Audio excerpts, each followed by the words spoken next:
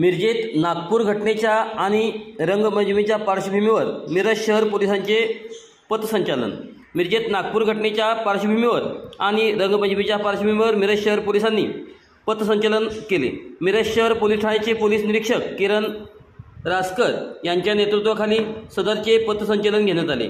मिरज शहरात रंगपंचमी मोठ्या प्रमाणात साजरी केली जाते।